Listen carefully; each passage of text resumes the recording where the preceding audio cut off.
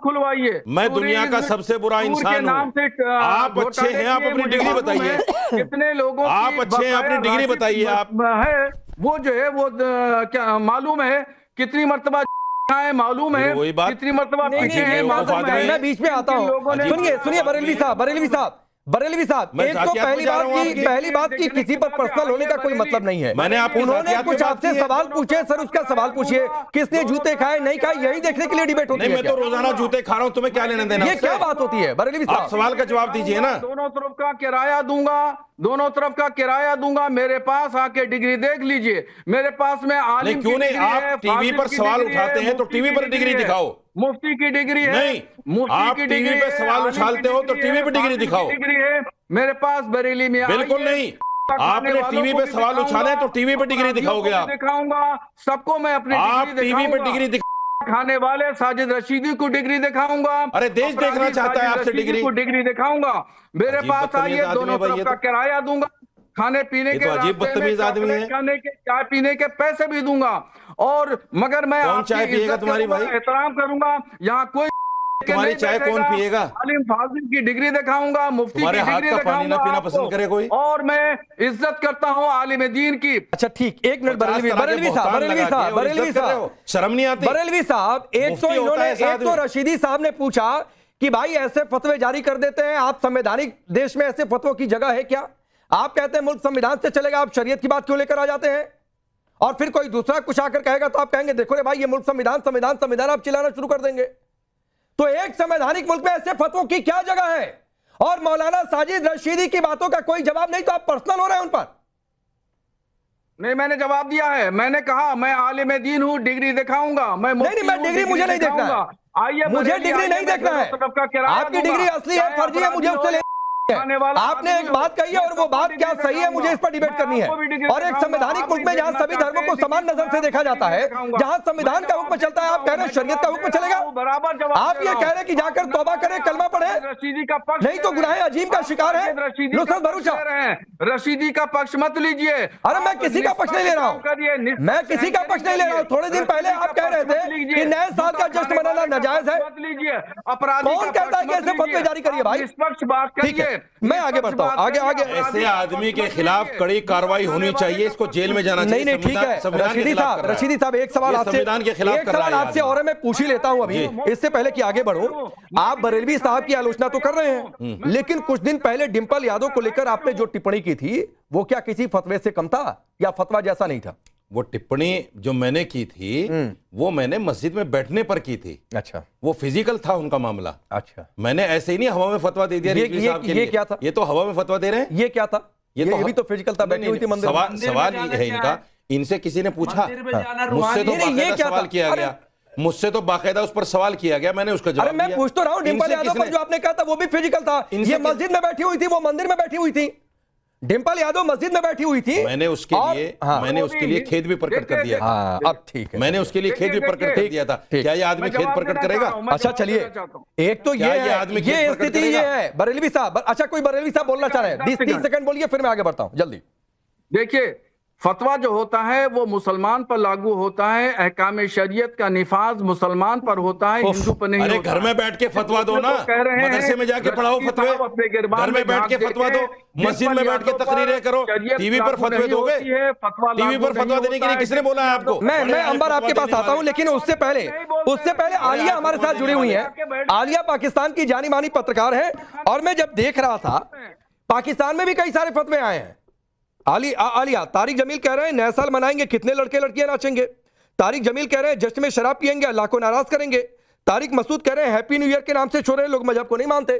लेकिन मैं तो देख रहा हूं पाकिस्तान में भी लड़कियां कह रही हैं कि कौन होते हो तुम फतवे देने वाले। जमकर जश्न हो रहा है, और तो धुरंधर के गाने बजे जा रहे हैं। जी थैंक यू वेरी मच। देखिए राकेश जी, इस बात पर ये जो कुछ इस वक्त हो रहा है नुसरत भरूचा के ऊपर और जो पाकिस्तान की लड़कियों के ऊपर जो फतवे लगाए जाते हैं और लगाए जा रहे हैं, इसके ऊपर दो राय है नहीं। मैं दो टोक ये बात करूंगी, ऐसे तमाम मौलवियों को पागल खाने में जमा करवाएं। इनको पागल खाने में जमा करवाने की जरूरत है, इनको जेल ना भेजें, आप सीधे पागल खाने में जमा करवाएं। इसकी वजह यह है कि ये मुझे वो आयत दिखा दें जहां पर ये लिखा है कि अगर कोई मुसलमान लड़की मंदिर में कदम रखेगी या कहीं किसी ऐसी जगह पर जाएगी तो उसके वो गुनाहगार हो गई और उसके ऊपर ये लाजिम है।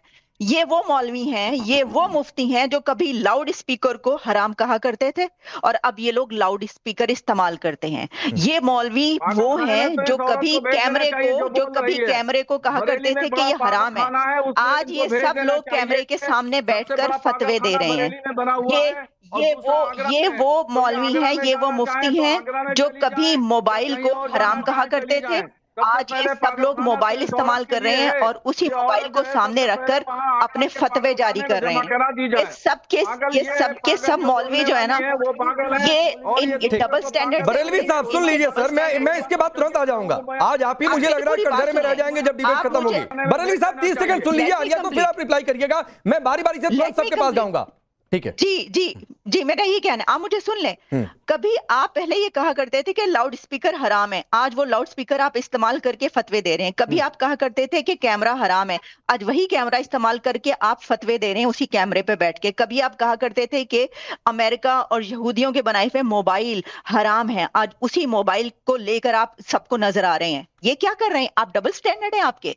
जब आपके इस्तेमाल में कोई चीज आती है, आपको वो सही लगती है तो वो हलाल हो जाती है, और अगर वो आपके लिए नहीं होती, एक औरत के लिए होती है, खातून के लिए और महिला के लिए होती है, तो वो हराम हो जाती है। आप होते कौन है? ये 21वीं सदी है, 21st सेंचुरी में बैठकर आप पत्थर के जमाने की बातें करते हैं। पत्थर के जमाने के वो तमाम आप रिवाज लाना चाहते हैं जिसमें आप औरत को पत्थर मार के संसार करना चाहते हैं। इसलिए मैंने कहा कि इनको पागल खाने में जमा करवाएं। ठीक है, आपकी क्या राय है? अंबर जैदी आपकी क्या राय है? ये फतवे पर फतवे थोड़ी दिन पहले बरेलवी साहब कह रहे थे नए साल का जश्न मत मनाइए, आप कह रहे हैं नुसरत भरूचा शरीयत की कस्टडी में। अल्लाह जो कहता है कि जो अल्लाह नियत को जानता है, हमारे दिलों को हाल को जानता है, तो मेरे समझ में नहीं आता। और वैसे भी हमारे इस्लाम में तो मुल्ला मौलवी का कोई कॉन्सेप्ट ही नहीं है, तो ये बिचौलिए कहाँ से आ जाते हैं अपनी मौजूदगी को दर्ज कराने के लिए? हर दूसरे दिन कोई पागलों वाली बात बोल देते टीवी पे बैठकर। यही परसों बोल रहे थे बरेलवी साहब के भाई हमें यहूदो नसारा की नकल नहीं करनी चाहिए। आज ये हर वो यहूदो नसारा की हर इन्वेंशन, हर टेक्नोलॉजी, हर चीज का इस्तेमाल करके अपनी शक्ल दूसरों तक पहुंचाते हैं और दूसरों तक जूतों को खाने वाला काम करते हैं। तो सबसे पहले मैं तो इस बात को कहती हूं कि जितने भी मौलाना है, आलिया जी ने बोला कि उनको पागल खाने में डालना चाहिए, पागल खाने में तो डाले ही, साथ ही साथ इन सब की फ्रीडम ऑफ स्पीच और एक्सप्रेशन छीन लेना चाहिए। इनके पास होना ही नहीं चाहिए अधिकार कि खुद को एक्सप्रेस कर सके, क्योंकि जब मुंह खोलते तब पागलों वाली बात करते, तब आतंकवादी वाली बात करते, तब अलगाववाद वाली बात करते। आप कौन होते हैं ये इशू करने वाले कि भाई आप महिलाओं को क्या करना चाहिए, क्या नहीं करना चाहिए? मैं आज से जब आप बोलेंगे मैं आपको फतवा दूंगी कि आपको घर में बैठकर नमाज पढ़ानी चाहिए और अपने फतवे अपने घर वालों तक रखने चाहिए। सबसे पहले फतवे अपने आप पे लागू करो। आप खुद क्यों फॉलो नहीं करते हो इस्लाम की बातें और इस्लाम को बदनाम करने के लिए टीवी पे आके बैठ जाते हैं? शर्म नहीं आती? आपको लगता है कि आप मौलाना हो, इस्लाम के पैरोकार हो? आप इस्लाम की सबसे बड़ा नुकसान कर रहे हो, सबसे बड़े गुनाहगार आप लोग इस्लाम के हो। आप लोगों से दोज़खें भरी भी होंगी, दोज़ख कम पड़ जाएगी आप लोगों से। और ये इस्लाम में खुद कहा है कि जो 14वीं सदी के मौलाना होंगे सबसे बड़े गुनाहगार होंगे। आप महिलाओं को तो डराते हो, लेकिन सबसे ज्यादा आपसे दोज़खें भरी भी होंगी। तो ये भी आप बताया करो, जब वीडियो बनाते हो तो उसमें ये भी बताया करो कि सबसे ज्यादा दोज़खें जब महिलाओं को बोलते हो कि आप भवें बनाएंगे, बाल कटाएंगी, नेल पॉलिश लगाएंगी, तो आपको दोज़ख में जाना पड़ेगा। 14वीं सदी के मौलानाओं से दोज़खें भरी होंगी। अब मैं हर दिन फतवा दूंगी। ठीक है। अब रिजवी साहब एक मिनट एक और है, आलम रिजवी साहब, अब मुझे बताइए कि दोज़ख में कौन जाएगा? दोज़ख में जाएंगे ये फतवे जारी करने वाले लोग जो कट्टरपंथी सोच जिसका विरोध तो यहां पर साजिद रशीदी जी भी आज कर रहे हैं, या फिर दोज़ख में वो लोग जाएंगे जो मंदिर में चले गए, या फिर जो इन फतवों को नहीं मान रहे हैं? बहुत बहुत शुक्रिया। देखिए मैं सबसे पहले बता दूं बहुत ईमानदाराना, क्योंकि डिबेट बड़ी अच्छी हो रही है, तो सबसे बड़ी बात यह है और सबसे अहम बात यह है कि हमारा दीन इस्लाम जो है वो एक सेकुलर दीन है। मैं आपको बता रहा हूं सेकुलर दीन है। और सेकुलर कैसे है मैं आपको बता रहा हूं। बिस्मिल्लाहिर्रहमानिर्रहीम, लकुम दीनकुम वलिय दीन। हमारा दीन हमारे साथ, आपका दीन आपके साथ, और यही सेकुलरिज्म है, सिखाता है। और दूसरी चीज कहता है कि ला इकराहा फिद्दीन, दीन में किसी किस्म का जबर नहीं है। तो ये बहुत पढ़ी जाने वाली आयतें हैं, इसमें बहुत ज्यादा वो नहीं है। तो इसलिए हमारा दीन एक तो सेकुलर है और दीन आजादी देता है, लेकिन जिस इदारे में और जिस इंस्टीट्यूशन में हम हैं वो हमें जरूर फॉलो करना पड़ेगा। आपने पूछा कि क्या सजा है, मैं आपसे पूछता हूं नवरात्र में कोई मीट खा ले तो क्या सजा है? आप बताइए, दलित अगर वेद पढ़ ले तो उसकी क्या सजा है? कोई सजा नहीं है, वेद कोई भी पढ़ सकता है। अगर मंदिर मुमताज भाई जलेबी बना रहा है नए साल में बांटने के लिए। दलित अगर बड़ी अच्छी शुरुआत की, लेकिन साथ साथ आगे मुमताज भाई सुनिए, आप बताइए, मुमताज भाई सुनिए, अपनी असलियत पे आ गए। अरे मुमताज भाई सुनिए, शुरुआत अच्छी की, चलते चलते असलियत पे आ गए। एक सवाल है मुमताज भाई, एक मिनट सुनिए, एक मिनट सुनिए तो सही, एक मिनट सुनिए तो सही। एक आदमी दूसरे इंस्टीट्यूशन में है, एक आदमी फिल्मी लाइन में है, एक्टर है, अदाकार है। नहीं रशीदी साहब, सुन तो लीजिए, मैं तो इस तुलना के खिलाफ हूं। अरे नहीं, मैं तो इस तुलना के खिलाफ हूं। अरे वो अदाकारा है, अदाकारों का कोई धर्म नहीं होता। 30 सेकंड और देता हूं, एक मिनट, उसके बाद मैं झावेरी मैडम के पास जाऊंगा। अंबर होल्ड ऑन। नहीं सुनिए, एक तो अलबत्ता मैं आपकी इस तुलना से बिल्कुल सहमत नहीं हूं कि आप एक धर्म की तुलना आप कहें कि मान लीजिए कि आप इस्लामी मुसलमान हैं और मान लीजिए कि आप डीयू, ये कौन सी तुलना है भाई? जहां धर्म की बात धर्म तक रहने दीजिए, डीयू की बात डीयू तक रहने दीजिए। आप एक लाइन में बताइए, आप एक धर्म कुछ भी नहीं है। नहीं एक मिनट, रिजवी साहब मार रहे हो भाई। एक तो बरेलवी साहब का फतवा क्या आपकी नजर में ठीक है, पहली बात, और अगर ठीक है या तो आप विरोध कर दीजिए रशीदी साहब की तरफ, और अगर ठीक है और शरीयत की कस्टडी में है, गुनाह अजीम का शिकार है, तो क्या सजा मिलेगी मुझे बता दीजिए। क्या कहती है वो हम भी जानते हैं, एक मिनट, लेकिन सवाल ये है कि उन लोगों पर जो नास्तिक है, जो नहीं मानते, आप उनको कैसे मनवा लेंगे डंडा लेके? एक मिनट प्लीज, संविधानिक देश में। रशीदी साहब अंबर अभी सिर्फ 30 सेकंड रिजवी साहब बोलेंगे। नहीं बताएगा शरीयत, अब क्यों ना बताए शरीयत? टीवी पे बताओगे बैठ के? बताइए आप टीवी पे बताओगे बैठ के, जब लोग गालियां दे रहे हैं वो तो बताएगा ना। आप देखिए कितनी गालियां पड़ेंगी। करे न करे ये उसकी जिम्मेदारी। अरे तो छोड़ दो ना, अगर जो आपसे पूछे उसको बताओ, जो आपसे पूछे उसको बताओ। नहीं मैं ये जानना चाहता हूं, फतवा बगैर मांगे नहीं दिया जाता। रशीदी साहब, एक फतवा बगैर मांगे दिया ही नहीं जाता।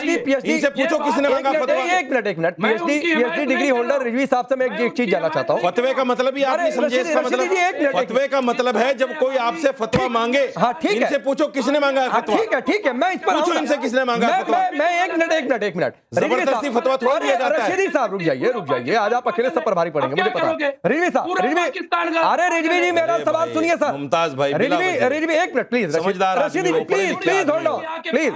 रिजवी जी अरे सुनिए, अभी मुझे सिर्फ और रिजवी को रखिए, मुझे और सिर्फ रिजवी को रखिए। मैं रिजवी जी आपसे एक चीज जानना चाहता हूं, आपने डिग्रियां क्या ली मुझे उससे लेना देना नहीं है।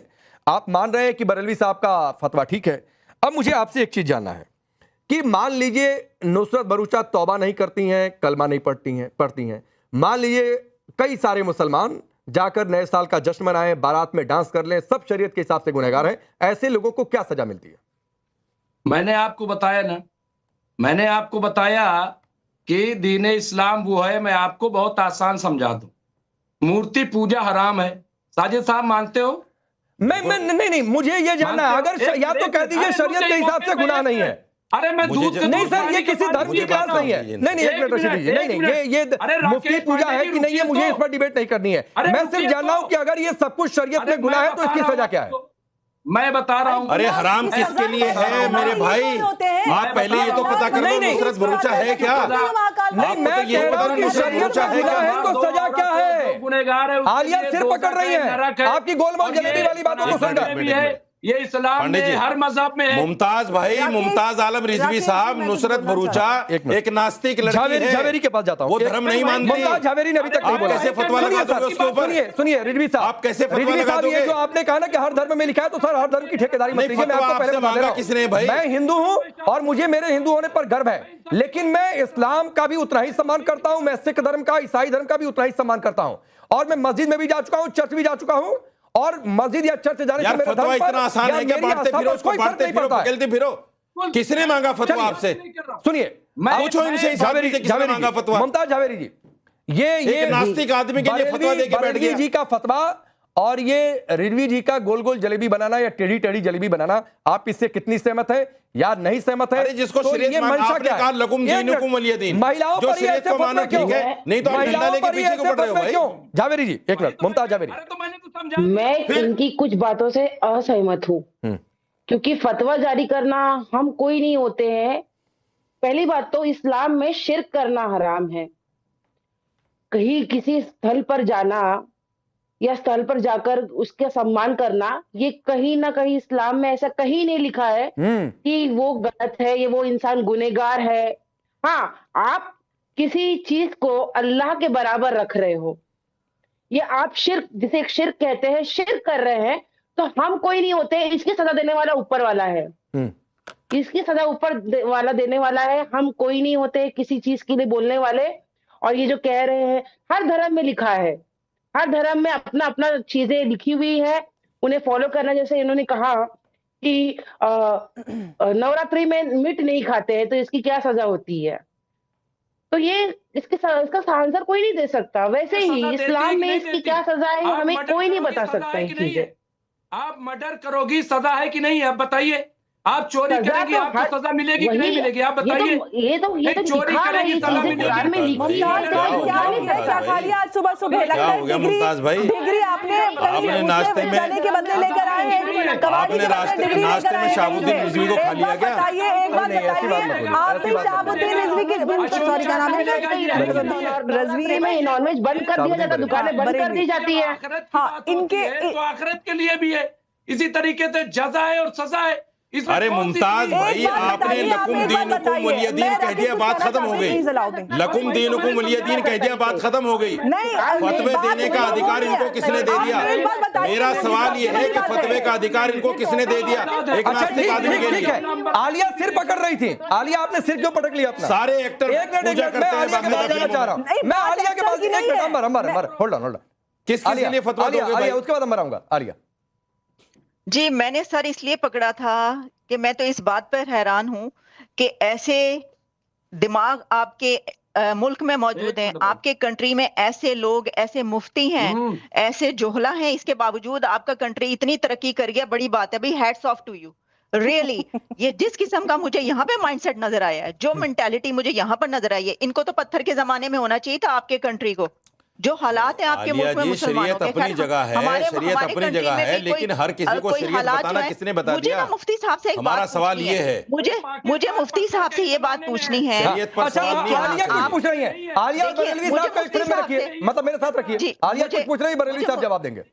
मुझे मुफ्ती साहब से ये बात पूछनी है कि क्या आप ये नहीं जानते कि एक गैर औरत से, उसके सामने आने से या उसका चेहरा देखने से उसको सामने बिठाकर बहस करना भी कभी आपके मुताबिक हराम था? इस वक्त आप कैमरे के सामने बैठे हैं, आपको पता है कि ये कैमरा किसने बनाया है? यहूदियों का, यहूद और नसारा जो आप इस्तेमाल करते हैं ना, ये उनके बनाए हुए कैमरे हैं। और इस वक्त पूरी दुनिया की खवातीन आपको देख रही हैं और आप उनको देख रहे हैं और आप उनसे बातचीत भी कर रहे हैं। आपके नजदीक तो ये भी हराम था। आप अपनी सहूलत के मुताबिक हलाल और हराम करार देते हैं। और आप मैं सबसे पहले आपको हैप्पी न्यू ईयर कहना चाहती हूँ। मैं चाहती हूँ कि आप ये जो है ना, ये वाली रात ये बड़े अच्छे से मनाएं। किसी आप जाएं किसी ऐसी जगह पर जहां पर पार्टी हो रही हो, ताकि आपका दिमाग थोड़ा रिफ्रेश हो और आपके जो पोशीदा ख्यालात हैं इन पर थोड़ी सी रोशनी पड़े। आपको इस वक्त ये जरूरत है कि आप आज की महिलाएं जो हैं उनसे थोड़ी तालीम हासिल करें, थोड़ी एजुकेशन। जवाब दीजिए, आलिया की बात का क्या जवाब है? देखिए, मैं तो कैमरे को, टीवी को जायज मानता हूं, इसलिए टीवी कैमरे पे आता हूं, एक बात। और दूसरी बात जो है टीवी कैमरे पे आना है, आपकी बात सुनिए, आपने क्योंकि टीवी कैमरे पर आना है इसलिए आपने इसको जायज करार दिया। आप कान इधर से पकड़ रहे हैं, आप कान जवाब सुनना नहीं चाहती हैं। अच्छा, आलिया 30 सेकंड दीजिए, रिप्लाई सुन लीजिए इनका। आलिया 30 सेकंड दीजिए, रिप्लाई सुन लीजिए। एक बार रिप्लाई सुन लीजिए। बेतुकी बातें हैं, बैठ करके बोल रहे हैं। बेतुकी बातें नहीं है। किसने मांगा आपसे? फतवा जो दिया जाता है वो मांगने से दिया जाता है। फतवा बाकायदा लिखित में होता है। फतवे की डेफिनेशन यही है कि आपको एक आदमी सवाल लिख के देगा, आप उस पर जवाब लिख कर देंगे। फतवा बोलने से नहीं होता। आप ये बताइए, आपको फतवा लिख के किसने दिया? सवाल किसने मांगा आपसे? किसने जवाब मांगा आपसे? नुसरत भरूच के लिए जवाब किसने मांगा आपसे? अच्छा, मैं एक चीज जाना, छोड़ दीजिए इनकी बातें, आलिया की बातें, रशीदी साहब आखिरी दौर सर आपसे। बरेलवी साहब मेरी एक उत्सुकता है, आप उसको मुझे उम्मीद है कि शांत करेंगे। जो आप नुसरत भरूचा पर फतवा आपने दिया, या फिर नए साल के जश्न मनाने को नाजायज कहा, या थोड़े दिन पहले मौलाना कारी साग गोरा ने कहा कि बारात में लड़कियां जाती हैं, डांस करती हैं, वो खुराफात है, ये सब कहीं लिखा है, और लिखा है तो जरा मुझे दिखा दीजिए, मुझे देखना है सर, मुझे नहीं जानकारी, दिखा दीजिए। देखिए, आप तो एक तो सबसे बड़ा मर्ज ये है आपके अंदर, आप बोलने नहीं देते। मैं आपको एक मिनट देता हूं, कोई बीच में नहीं आएगा। अच्छा, आप मुझे सिर्फ दिखा दीजिए कि कहां लिखा हुआ है सर, मेरी उत्सुकता है जानने की, मुझे नहीं पता। देखिए, मैं बता रहा हूं, और बीच में ये रशीदी बोलने लगता है, ये शब्द नहीं, इसलिए थोड़ा चुप। मैं ऑब्जेक्ट करता हूं, ये शब्द मैं नहीं नोट करूंगा। एक मिनट, नहीं सच में तुम्हें तो ये मैं हटा दूंगा, पहले बोल रहा हूं, ये बिल्कुल शब्द ठीक नहीं है। बरेलवी साहब, मैं आपको 1 मिनट अनइंटरप्टेड देता हूं सर, मेरी उत्सुकता है कि जो आपके फतवे हैं वो कहीं लिखे हैं या किसी लिखे के संदर्भ में आपने सुनाया है, तो मुझे वो दिखा दीजिए सर, देश को दिखा दीजिए, मुझे जानना और समझना है। रशीदी साहब प्लीज, एक मिनट उनको, कोई बीच में नहीं आएगा। सिर्फ बरेलवी साहब, एक मिनट प्लीज, लानतुल्लाह अलैह। बरेलवी साहब दिखाइए। ठीक, देखिए कुरान शरीफ में है, ला तुजालिसुहुम ला तुशारिकुहुम, ये कहा गया मुशरिकीन के साथ में। ये कुरान की आयत नहीं है, अरे ये कुरान की आयत नहीं है, अनपढ़ आदमी।